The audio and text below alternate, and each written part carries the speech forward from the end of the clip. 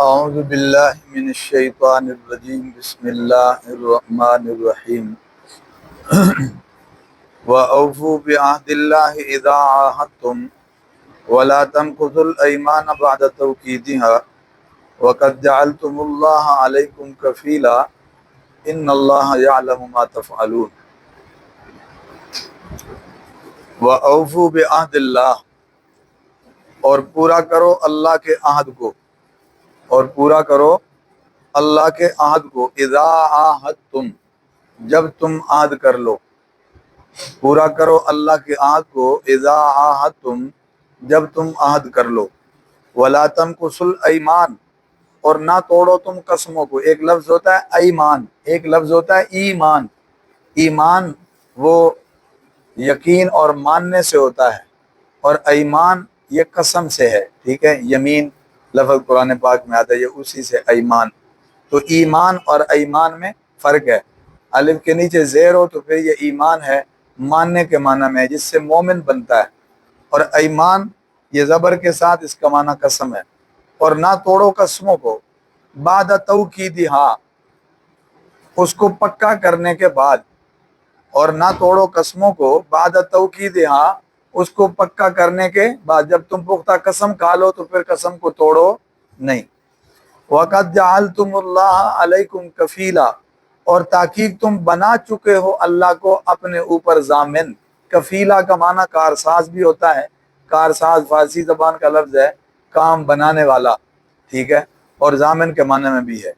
ان اللہ یعلم ما تفعلون، بے شک اللہ جانتا ہے جو کچھ تم کرتے ہو، بے شک اللہ جانتا ہے جو کچھ تم کرتے ہو۔ توجہ فرما لیں جی۔ اجمالی طور پر اس سے پہلی آیت مبارکہ میں 3 باتیں ارشاد فرمائی گئیں کہ یہ کرو، اور 3 باتیں ایسی بتائی گئیں کہ ان سے رکو۔ یہ اجمالی طور پر تو پورے دین کا اور پورے اسلام کا خلاصہ ہے اور پورے اسلام کا خاکہ ہے، لیکن اس کے بعد مزید ذرا وضاحت کے ساتھ اور ڈیٹیل کے ساتھ کچھ باتیں کی جا رہی ہیں، وہ عام معاشرے میں رہن سہن کے حوالے سے بھی ہیں، اور خاص طور پر بندے اور اللہ کے معاملے سے بھی ان کا تعلق ہے۔ اور عنوان دیا ہے اس کو عہد کا، کہ بھئی اللہ کے عہد کو پورا کرو جو تم عہد کر لو۔ تو یہ جو لفظ عہد ہے نا جی، یہ بھی بڑا وسیع لفظ ہے۔ مثلاً ایک عہد وہ ہے جو عالم ارواح میں سب نے کیا ہے، الستو بربکم، یعنی عہد الستو کے نام سے اسے یاد کیا جاتا ہے۔ عہد الستو، روحوں کو پوچھا گیا تھا کیا میں تمہارا رب نہیں ہوں؟ تو سب نے کہا کیوں نہیں، بلا کیوں نہیں۔ تو وہ عہد الست ہے۔ اور اس کے بعد جب کوئی ایمان لاتا ہے تو یہ بھی اللہ کے ساتھ کیا ہوتا ہے؟ عہد ہوتا ہے۔ یعنی کلمہ پڑھنا، ایمان قبول کرنا، اس کا سادہ مفہوم یہ ہے کہ اللہ میں تیرے حکم کے مطابق چلوں گا، تو فرما رہا ہے کہ یہ میرا رسول ہے تو میں اس پر ایمان لاتا ہوں، تو فرما رہا ہے یہ میری کتاب ہے میں اس پر بھی ایمان لاتا ہوں، تو فرما رہا ہے کہ بھائی مرنے کے بعد زندہ ہونا ہے تو اللہ کے نبی کے ذریعے یہ پیغام مل رہا ہے، میں اس کو بھی کیا ہے؟ مانتا ہوں۔ جب اللہ سے عہد کر چکے، ایمان لا چکے، تو پھر جو اللہ کا پیغام اس کے نبی اور رسول کے ذریعے آ رہا ہے اسے بھی کیا کریں گے؟ تسلیم کریں گے۔ کتاب کے ذریعے جو پیغام مل رہا ہے اسے بھی مانیں گے، کیونکہ بنیادی طور پر اللہ پر جو ایمان لے آئے۔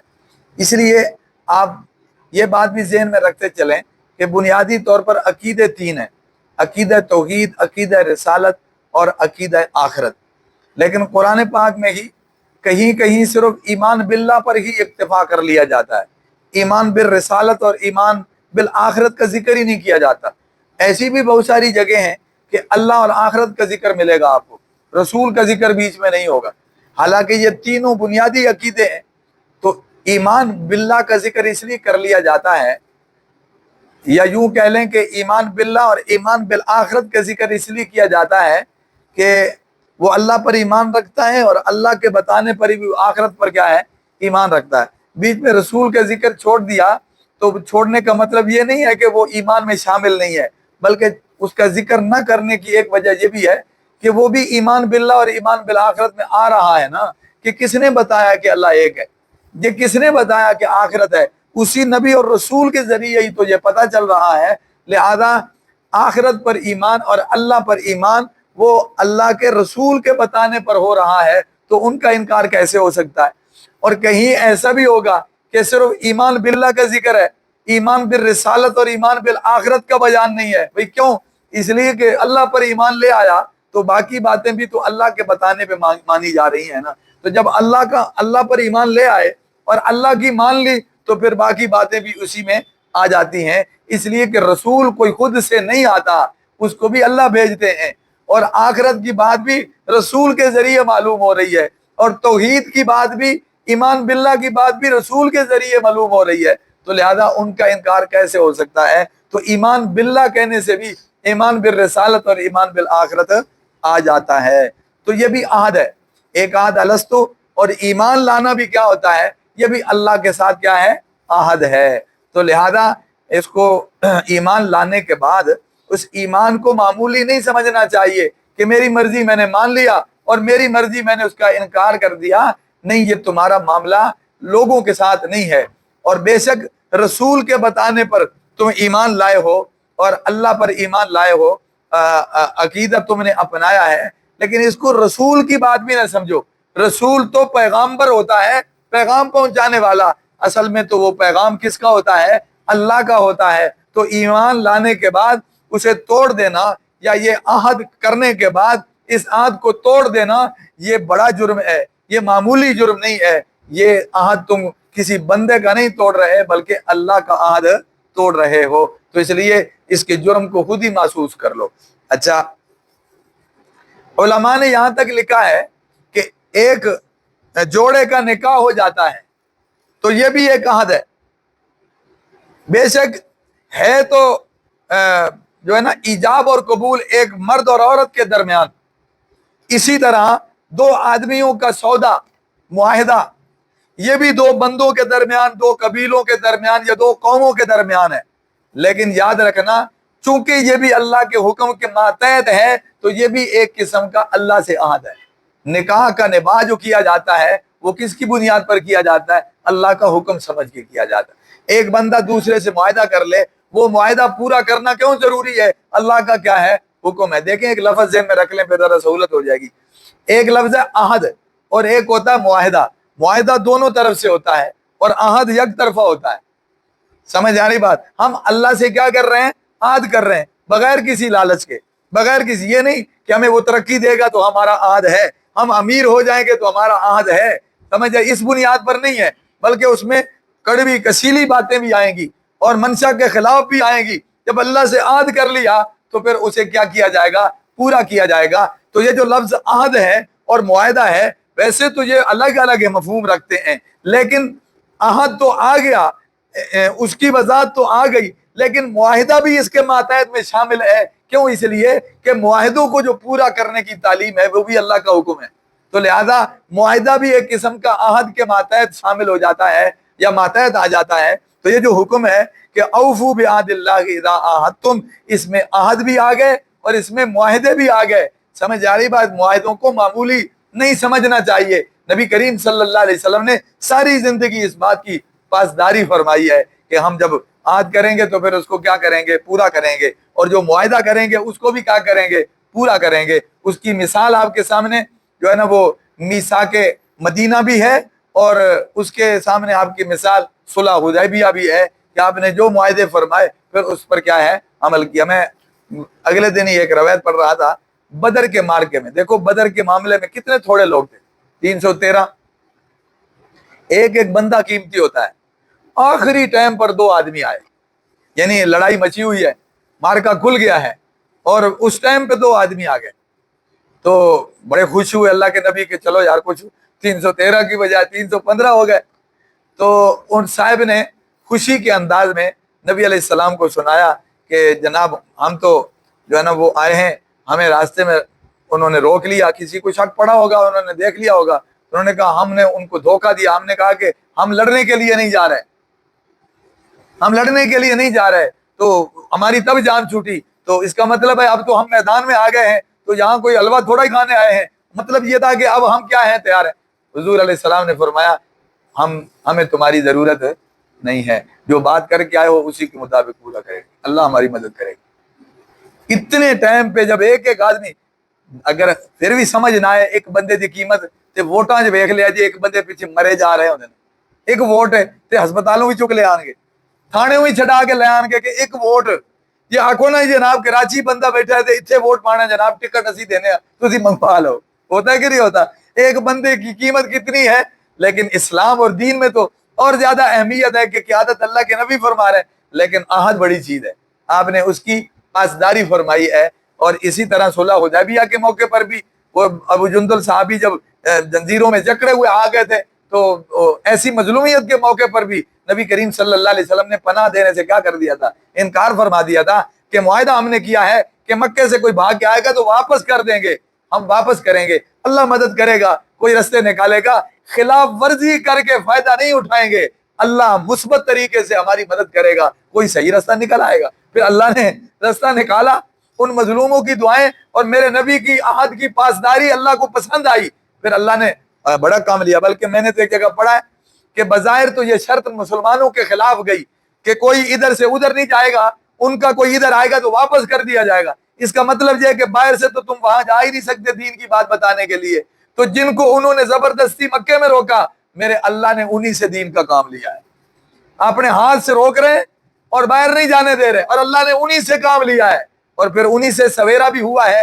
اور فتح اور نصرت بھی آئی ہے۔ تو میرے کہنے کا مطلب یہ ہے کہ آپ صلی اللہ علیہ وسلم نے عہد کی پاسداری کر کے دکھائی ہے، جو معاہدے فرمائے اس کی پاسداری کر کے دکھائی، اسے پورا کر کے دکھایا ہے۔ اس لیے فرمایا وَأَوْفُوا بِعَهْدِ اللَّهِ إِذَا عَاهَدتُّمْ، اللہ کے عہد کو پورا کرو، خواہ وہ ایک ایمان کی صورت میں ہو یا معاہدوں کے صورت میں ہو، وہ بھی عہد میں شامل ہیں، انہیں بھی کیا کیا جائے، پورا کیا جائے۔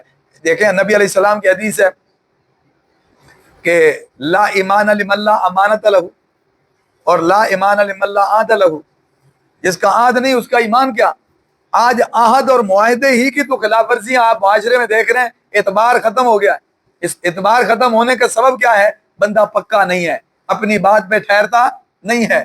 یہ بات ہمارے نبی صلی اللہ علیہ وسلم سے کبھی ایسے نہیں ہوئی، آپ نے جس سے بات کی 100% یقین ہوتا تھا کہ یہ کیا کریں گے، پوری کریں گے۔ اس کی خلاف ورزی نہ آپ سے کبھی ہوئی، نہ آپ نے صحابہ کرام کو کیا دی ہے، ایسی تعلیم دی ہے۔ تو سمجھ آ رہی بات جی؟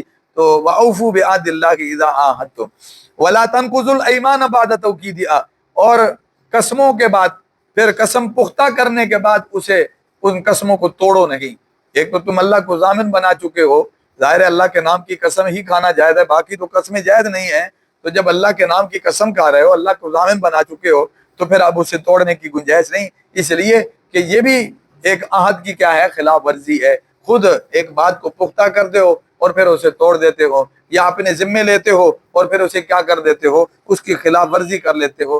یہ ایک رائے مفسرین کی یہ ہے کہ اس کے مخاطب یہود ہیں، اس کے مخاطب یہود اس اعتبار سے ہیں کہ چونکہ وہ بھی مشرکین کے ساتھ ان کے دل دھڑکتے تھے، اور مشرکین جو شرارتیں کر رہے تھے اسلام کے خلاف، تو یہود بھی اندر سے خوش ہوتے تھے کہ چلو ہم تو مدینے میں کمزور ہیں اور ہم مقابلہ نہیں کر پا رہے، اور اوس اور خزرج جن کو ہاتھوں میں کھلاتے تھے وہ اب اسلام کی چھتری کے نیچے چلے گئے ہیں، تو ہمارے داؤ پیچ کمزور ہو گئے ہیں، تو وہ مکے والوں پہ خوش ہوتے تھے، چلو کوئی تو ہے جو ان مسلمانوں کو سبق سکھائے۔ تو وہ جو ان کے اندر کی خوشی ہے وہی سامنے رکھ کے بات کی جا رہی ہے کہ ان میں ایسے لوگ بھی تھے جو ایمان لا رہے تھے، وقتی حالات کو دیکھ کر دل سے ایمان نہیں لا رہے تھے۔ سمجھ آ رہی بات؟ اپنی کمزوری دیکھ کر یقیناً ایسے امکان تھے کہ مشرکین اگر غالب آ جاتے مدینے پر تو یہ لوگ ان کے ساتھ کھڑے ہو جاتے، کیونکہ یہ یہاں تو کلمہ پڑھ رہے ہیں مفاد میں اور مجبوری اور کمزوری میں، لیکن ان کے دل مشرکین کے ساتھ دھڑکتے ہیں، تو اس کا مطلب یہ ہوگا کہ اگر ان کو غلبہ مل گیا تو یہ ان کی جھولی میں جا پڑیں گے۔ تو ان کو مخاطب کر کے یہ کہا جا رہا ہے کہ یہ ایمان ایسی معمولی چیز نہیں ہے، اور یہ ایسی عام چیز نہیں ہے، یہ بڑی اہم ہے، اس کو لوگوں سے کی ہوئی باتیں مت سمجھو، یہ ایمان لانا اللہ کے ساتھ عہد ہے، اس کو توڑنے کی گنجائش نہیں ہے۔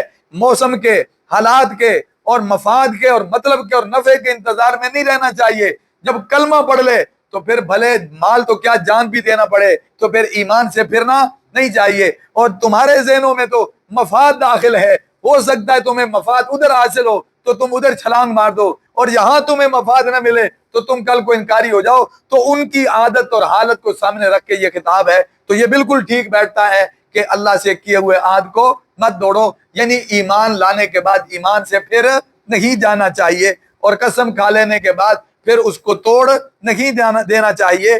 سمجھ آ رہی بات؟ اور پھر اللہ کو تم ضامن بنا چکے ہو. اس کا مطلب یہ ہے جیسے تورات اور انجیل میں دلائل اور علامات کی بنیاد پر یہ یہود جانتے تھے کہ آپ اللہ کے نبی ہیں.